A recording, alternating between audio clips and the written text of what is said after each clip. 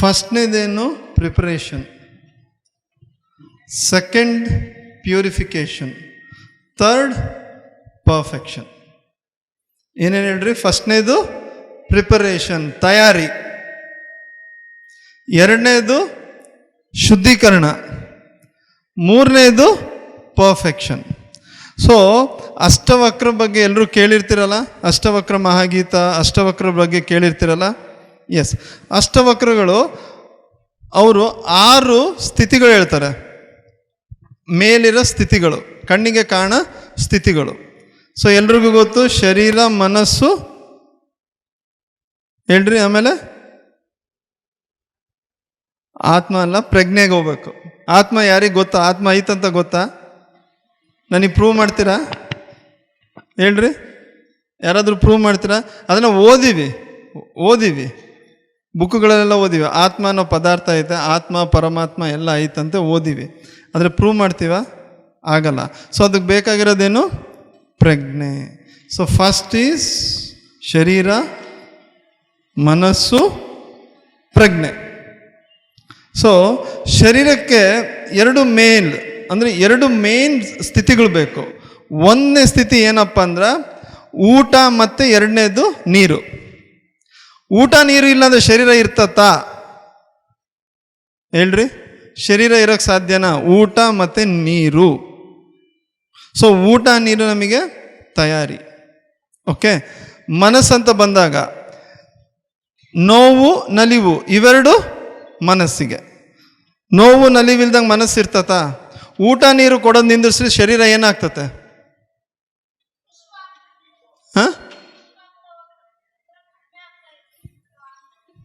ಆಮೇಲೆ ಆಮೇಲೆ ಆಮೇಲೆ ಆಮೇಲೆ ಆಮೇಲೆ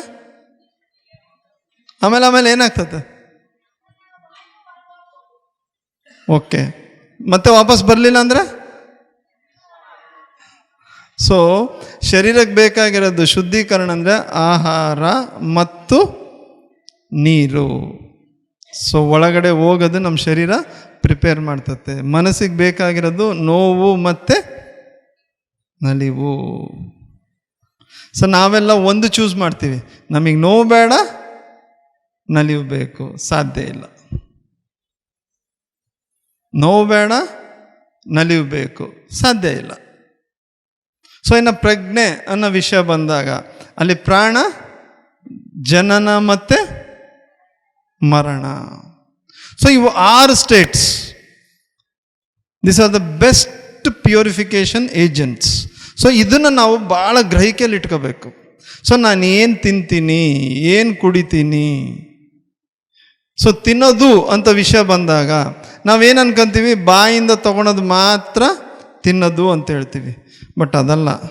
80% ನಾವು ತಿಂತಾ ಇರೋದು ಕಣ್ಣಿಂದ. ಇಲ್ಲಿದ್ದು ಸಲ್ಲದ್ದು ನೋಡ್ತಾ ನೋಡ್ತಾ ನೋಡ್ತಾ ನೋಡ್ತಾ ಏನು ಮಾಡ್ತೀವಿ?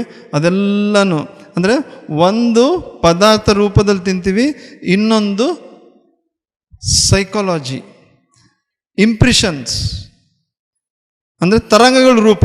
ಅಲ್ಲಿ ಯಾರೋ ಜಗಳ ಆಡ್ತಾ ಇರ್ತಾರೆ, ನಾವು ಅನ್ಕೊಂತೀವಿ ನೋಡಲ್ಲ ಹೆಂಗೆ ಜಗಳ ಆಡ್ತಿದ್ದಾರೆ. ಸೊ ಇದು ಬೇಕಾ?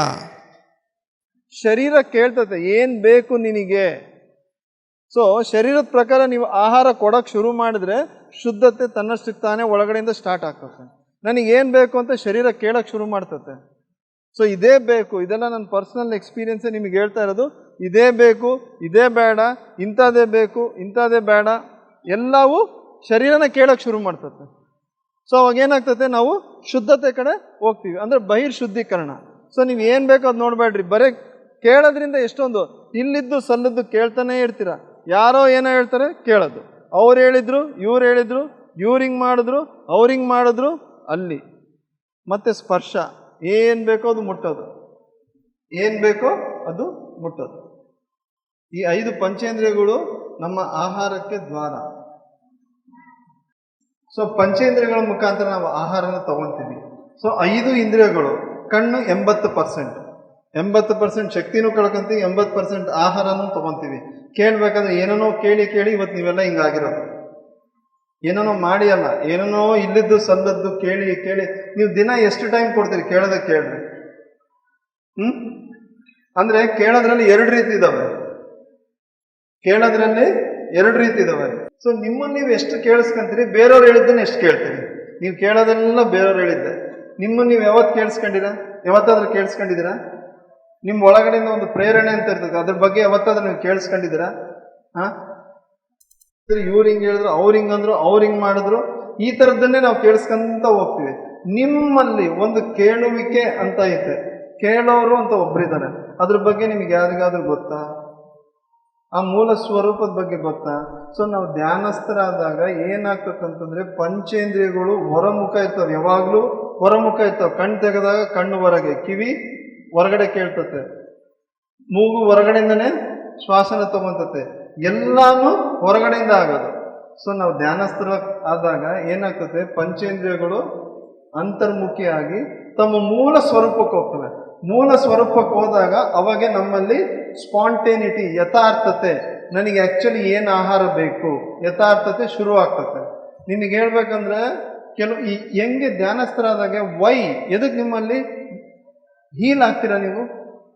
ಯಾಕಂದ್ರೆ ಒಳಗಡೆಯಿಂದ ಪಂಚೇಂದ್ರಿಯಗಳು ಯಥಾರ್ಥತೆ ಶುರು ಮಾಡ್ತವೆ. ಯಾವಾಗ ಯಥಾರ್ಥತೆ ಶುರು ಮಾಡಿದಾಗ ಔಷಧಿ ಗುಣ ಒಳಗಡೆನೆ ತಯಾರಾಗ್ತದೆ. ಏನ್ ತಯಾರಾಗ್ತದೆ? ಔಷಧಿ ಗುಣ ಒಳಗಡೆನೆ ತಯಾರಾಗ್ತದೆ. ಅದು ನಾವು ಅಷ್ಟು ಧ್ಯಾನಸ್ಥರ ಆಗ್ತಿದೀವ? ಸೊ ಬರೀ ಧ್ಯಾನ ಮಾಡೋದಲ್ಲ, ಧ್ಯಾನದಿಂದ ಎದ್ದ ಮೇಲೆ ಬರೀ ಇಂಥವೇ ಮಾಡ್ತೀವಿ. ಅವ್ರು ಹಿಂಗೆ ಹೇಳಿದ್ರು, ಇವ್ರು ಹಿಂಗೆ ಹೇಳಿದ್ರು, ಇವ್ರು ಹಿಂಗೆ ಮಾಡಿದ್ರು, ಅವ್ರು ಇಂಥದ್ದು ಮಾಡಿದ್ರು, ಬರೀ ಇದ್ರಲ್ಲೇ ಇರ್ತಾ ಇದ್ದೀವಿ. ಸೊ ಇದರಲ್ಲಿ ನೀವು ಇರ್ತಾ ಇದ್ರೆ ಏನಾಗ್ತತೆ, ನಿಮ್ಮ ಶಕ್ತಿ ಕಳೆದು ಹೋಗ್ತತೆ. ಸೊ ಅಂತರ್ಪ್ರೇರಣೆ, ಒಳಗಡೆ ಒಂದು ಸೃಷ್ಟಿ ಐತೆ, ಒಳಗಡೆ ಒಂದು ಮ್ಯಾನುಫ್ಯಾಕ್ಚರಿಂಗ್ ಯೂನಿಟ್ ಐತೆ, ಅದ್ರ ಕಡೆ ಅದು ಕೆಲಸ ಮಾಡಲ್ಲ. ಯಾಕಂದ್ರೆ ನಾವು ಯಾವತ್ತು ಅದು ಹೇಳ್ಬೇಕಂತ ಬರ್ತಾ ಐತೆ, ನಾವು ಕೇಳಿಸ್ಕೊಂತ ಇಲ್ಲ. So 1 hour of meditation, you are listening to yourself, you are seeing to yourself. ನಿಮ್ಮನ್ನು ನೀವು ಯಾವತ್ತೂ ನೋಡ್ಕೊಂಡಿಲ್ಲ. ಎಲ್ಲರೂ ನಾನು ಚೆನ್ನಾಗಿರೋ ಸೀರೆ ಉಟ್ಕೊಂಡಿಲ್ಲ, ನಾನು ಚೆನ್ನಾಗಿರೋ ಡ್ರೆಸ್ ಹಾಕೊಂಡಿನಿ ಅಂದ್ರೆ ಬೇರೆಯವ್ರು ಚೆನ್ನಾಗೈತಾ ಇಲ್ಲ ಅಂತಾನೆ ನೋಡ್ತೀನಿ. ನಾವು ಬೇರೆಯವ್ರ ಕಣ್ಣಿನ ಮುಖ ಅಂತಾನೆ ನೋಡೋದು. ಸೊ ನನ್ನನ್ನು ನಾನು ನೋಡ್ಕೋಬೇಕು. I should see my self. So I should see my self ಅಂದ್ರೆ ಹೊರಗಡೆ ಕೇಳಬೇಕಾದ್ರೆ ನನ್ನಲ್ಲಿ ಯಾವ ಭಾವನೆ ಐತೆ ಅನ್ನೋದನ್ನ ನಾನು ನೋಡ್ಕೋಬೇಕು. ಹೊರಗಡೆ ಏನೂ ಇಲ್ಲ, ಹೊರಗಡೆ ಜಗಳ ಆಗ್ತಿರ್ಬೋದು, ಮರ್ಡರ್ ಆಗ್ತಿರ್ಬೋದು. ಸೊ ನಾನು ಸುಮ್ಮನೆ ಇದರಲ್ಲಿ ಜಗಳನೂ ಇಲ್ಲ, ನನ್ನ ಭಾವನೆ ಮರ್ಡರೂ ಇಲ್ಲ. If I am silent inside. ಇದು ನೀವೆಲ್ಲರೂ ಚೆನ್ನಾಗಿ ಅರ್ಥ ಮಾಡ್ಕೊಳ್ರಿ. ಇಲ್ಲಿ ಬಂದಿದ್ದೀರಾ, ನೀವು ಏನಾಗಬೇಕು, ನಿಮ್ಮಲ್ಲಿ ಪ್ರೊಡಕ್ಟಿವಿಟಿ ಅಂದ್ರೆ ಉತ್ಪಾದನೆ ಜಾಸ್ತಿ ಆಗಬೇಕು, ಶಕ್ತಿಯ ಉತ್ಪಾದನೆ ಜಾಸ್ತಿ ಮಾಡ್ಕೋಬೇಕು. ಅಂತಂದ್ರೆ ನಾನು ಶಕ್ತಿ ಎಲ್ಲಿ ಸೋರಿಕೆ ಆಗ್ತೈತೆ ಅದನ್ನ ನೋಡ್ಕೋಬೇಕು. ಅದೇ ಶುದ್ಧೀಕರಣ. 2 ಹಂತ. ಸೊ ನೀವು ಏನು ಕುಡಿಬೇಕು, ಸರಿಯಾದದನ್ನೇ ಕುಡೀರಿ. ಜ್ಯೂಸ್ ಕುಡಿದ್ರೆ ನೀರು ಕುಡ್ದಂಗೆ ಆಗಲ್ಲ. ಹಂಗಾಗಿ ಏನ್ ನೋಡ್ತೀರಾ, ದಿಸ್ ಇಸ್ ವೆರಿ ಇಂಪಾರ್ಟೆಂಟ್. ಇದ್ರ ಮೇಲೆ ನೆಕ್ಸ್ಟ್ ಸ್ಟೇಜ್ ಅಂದ್ರೆ ನೋವು, ನಲಿವು. ನೀವೇನ್ ನೋಡ್ತೀರಾ, ಏನ್ ತಗೊಂತೀರಾ, ಒಳಗಡೆ ಏನ್ ಸ್ವೀಕಾರ ಮಾಡ್ತೀರಾ, ಅದ್ರ ಮೇಲೆ ನೋವು ನಲಿವು 2 ಡಿಪೆಂಡ್ ಆಗ್ತದೆ. ನೀವು ತಗೊಂಡಿರೋದು ಅಲ್ಲಿ ಯಾರೋ ಏನೋ ಬೈದ್ರು, ಯಾರೋ ನನ್ನ ಬಗ್ಗೆ ಬೈದ್ರು ಅನ್ಕೊಳ್ರಿ, ನೀವ್ಯಾಕೆ ಚಿಂತೆ ಮಾಡ್ತೀರಾ? ಅವ್ರು ಏನಾದ್ರೂ ಹೇಳೋದಿದ್ರೆ ನನಗೆ ಬಂದು ಹೇಳಿ. ಇನ್ನೊಬ್ರ ಹತ್ರ ಹೇಳ್ತಾ ಇದ್ರೆ ನಾನು ತಗೊಂಡು ಏನ್ ಮಾಡಲಿ ಅದನ್ನ? ನಾವೆಲ್ಲ ಇದೇ ಮಾಡೋದು. ಬೇರೆಯವ್ರು ನನ್ನ ಬಗ್ಗೆ ಏನ್ ಮಾಡ್ತಾರೆ, ಬೇರೆಯವರು. ಸೊ ಒಳಗಡೆ ನಾನು ಏನು ಫುಡ್ ಸ್ವೀಕಾರ ಮಾಡ್ತೀನಿ ಅದ್ರ ಮೇಲೆ ಡಿಪೆಂಡ್ ಆಗ್ತದೆ. 2ನೇ ಹಂತ ಅಷ್ಟವಕ್ರ ಗೀತದಲ್ಲಿ ಅಷ್ಟವಕ್ರ ಮಹರ್ಷಿ ಹೇಳ್ತಾ ಇರೋದು 2ನೇದು ನೋವು ನಲಿವು. ಅದು ನಮ್ಮ ಮನಸ್ಸಿಗೆ ಇದ್ರ ಮೇಲೆ ಡಿಪೆಂಡ್. ಸೊ ನೋವಿಲ್ದಂಗೆ ನಲಿವಿಲ್ಲ, ನಲಿವಿಲ್ದಂಗೆ ನೋವಿಲ್ಲ.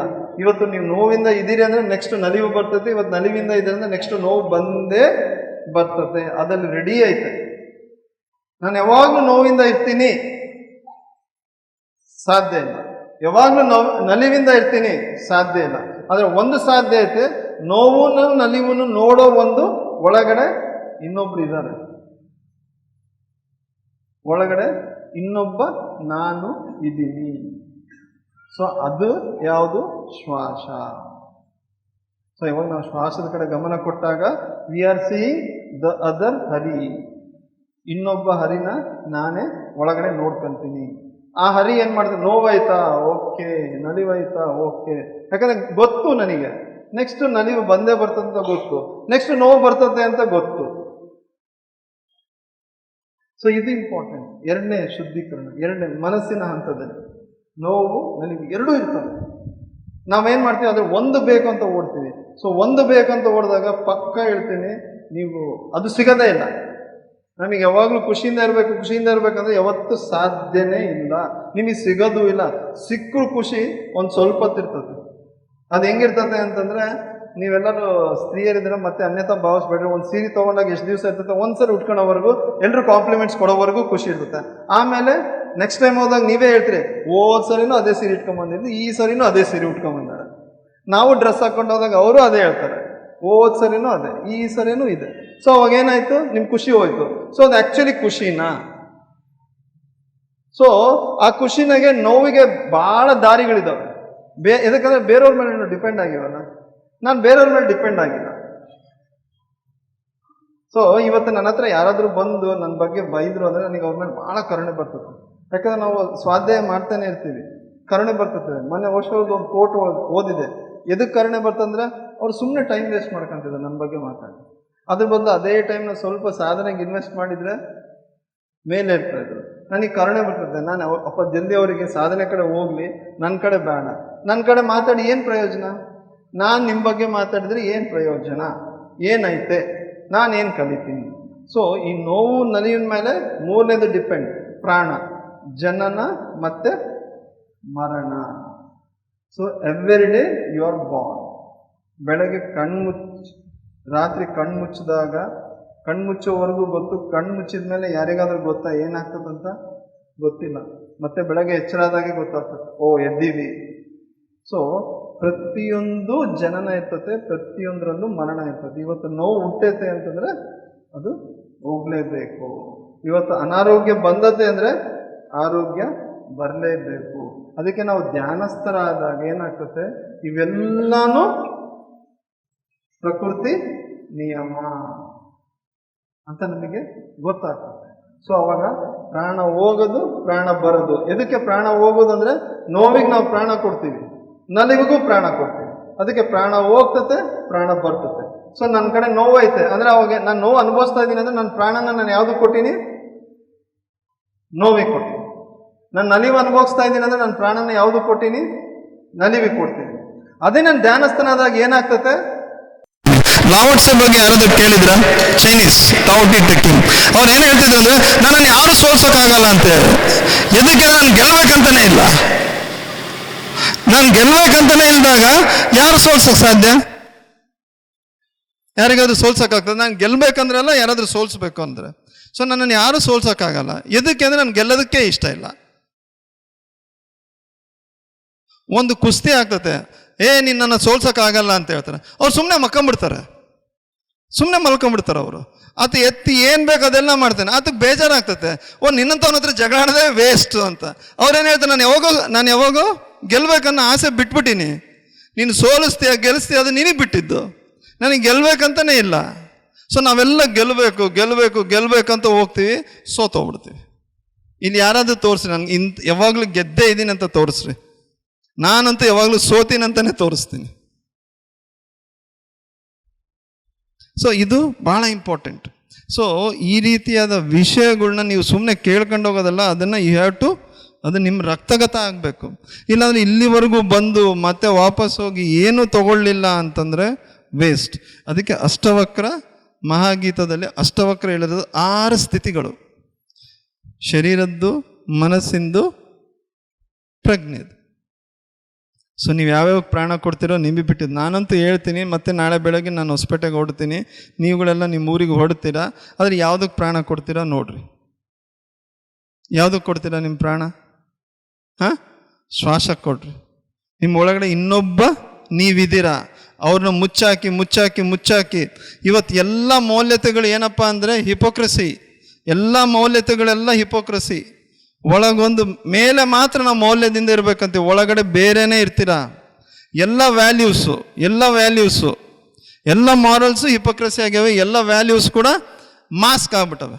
ವ್ಯಾಲ್ಯೂ ನಾನು ಒಳ್ಳೆಯವನು ಅಂತ ಮಾಸ್ಕ್ ಹಾಕೋಬೇಕು, ಆದರೆ ಒಳಗಡೆ ಕೆಟ್ಟತನ ಕುದೀತಾ ಇರ್ತದೆ. ನನ್ನ ಬಗ್ಗೆ ಒಳ್ಳೆಯವನು ಅಂದ್ಕೊಂಡವ್ರು ನಾನು ಹಿಂಗೆ ಈ ಕಡೆ ತಿರುಗಿದ್ಕೊಳ್ಳಿ ಇವರಷ್ಟು ವರ್ಸ್ಟ್ ಯಾರಿಲ್ಲ ಅಂತಾರೆ. ಸೊ ಎಲ್ಲರೂ ಇದರಿಂದ ಹೊರಗೆ ಬರಲೇಬೇಕು. ಇದರಿಂದ ಹೊರಗೆ ಬರಲಿಲ್ಲ ಅಂದರೆ ಧ್ಯಾನ ನೀವೆಷ್ಟು ಮಾಡಿದ್ರು ಮತ್ತೆ ಅದೇ ಸ್ಥಿತಿಗೆ ಹೋಗ್ತೀರಾ. ಸೊ ಈ ಸ್ವಾಧ್ಯಾಯ ಇದು ಭಾಳ ಇಂಪಾರ್ಟೆಂಟ್. ಸೊ ಇವತ್ತು 6 ಯಾರ್ಯಾರು ಹೇಳ್ತೀರಾ? ಒಬ್ರು ಯಾರಾದರೂ ಬಂದು ಯಾವ 6 ಅಂತ? ಅಷ್ಟವಕ್ರ ಗೀತೆಯಲ್ಲಿ ಅಷ್ಟವಕ್ರರು ಹೇಳಿರೋದು ಒಟ್ಟು 3: ಶರೀರ, ಮನಸ್ಸು, ಪ್ರಜ್ಞೆ. ಶರೀರ ಆಹಾರ ಮತ್ತು ನೀರಿಗೆ ಸಂಬಂಧಪಟ್ಟಿದ್ದು, ಮನಸ್ಸು ನೋವು ಮತ್ತು ನಲಿವಿಗೆ ಸಂಬಂಧಪಟ್ಟಿದ್ದು, ಪ್ರಜ್ಞೆ ಜನನ ಹಾಗೂ ಮರಣಕ್ಕೆ ಸಂಬಂಧಪಟ್ಟಿದ್ದು. Thank you. ಸೊ ಹಿಂಗಿರ್ತೀರಾ ಅಂತ ನಾನು ಆಶಿಸ್ತೀನಿ. ಇರ್ತೀರಾ? ನಿಮಗೆ ನೀವು ಪ್ರಾಮಿಸ್ ಮಾಡ್ಕೊತೀರಾ? ಪ್ರಾಮಿಸ್ ಆಫ್ ದ ಸೋಲ್ ಅಂತ ಒಂದು ಬುಕ್ ಐತೆ, ಓದ್ತೀರಾ? How to make promise to our self. ನಮಗೆ ನಾವು ಯಾವ ರೀತಿ ಆಶ್ವಾಸನೆ ಕೊಟ್ಕೋಬೇಕು, ಇದು ಭಾಳ ಇಂಪಾರ್ಟೆಂಟು. ಇವತ್ತು ಹೇಳಿರೋದು ನೀವು ಸುಮ್ಮನೆ ಈಸಿಯಾಗಿ ತೊಗೋಬೇಡ್ರಿ. ಒಂದು ಸಲ ಅದರಲ್ಲಿ ಸಾಧನೆ ಮಾಡಿರಿ, ಶೋಧನೆ ಮಾಡಿರಿ, ಎಲ್ಲನೂ ಅದರಲ್ಲೇ ಐತೆ. ಸೊ ಇದು ಭಾಳ ಇಂಪಾರ್ಟೆಂಟು. ಸೊ 2ನೇ ಹಂತ. ಸೊ ಯಾವ ರೀತಿ ನಮ್ಮನ್ನು ನಾವು ಶುದ್ಧೀಕರಣ ಮಾಡ್ಕೋಬೇಕು, ಬಹಿರ್ಶುದ್ಧಿ ಹೆಂಗೆ ನಡೀತತೆ. ಸೊ ನೋವೈತೆ, ನಲಿವೈತೆ, ದೆನ್ ಯು ಆರ್ ಪ್ಯೂರ್. ಊಟ ಬೇಕು, ನೀರು ಬೇಕು, ಯು ಆರ್ ಪ್ಯೂರ್. ಪ್ರಾಣ ಬರ್ತತೆ, ಹೋಗ್ತತೆ, ಯು ಆರ್ ಪ್ಯೂರ್. ಸೊ ನಾನು ಯಾವುದಕ್ಕೆ ಪ್ರಾಣ ಹಾಕ್ತಾ ಇದ್ದೀನಿ? ನಾನು ಕೆಟ್ಟದಕ್ಕೆ ಪ್ರಾಣ ಹಾಕಿದ್ರೆ ಕೆಟ್ಟದೇ ಇರ್ತತೆ. ನಾನು ಯಾವುದಕ್ಕೆ ಪ್ರಾಣ ಹಾಕ್ತೀನಿ ಅದೇ ಆಗ್ತದೆ. PMC ಕನ್ನಡ ಚಾನೆಲ್ ಅನ್ನು ಲೈಕ್ ಮಾಡಿ, ಶೇರ್ ಮಾಡಿ, ಸಬ್ಸ್ಕ್ರೈಬ್ ಮಾಡಿ ಮತ್ತು ಮಾಡಿಸಿ. ಎಲ್ಲರಿಗೂ ಧನ್ಯವಾದಗಳು.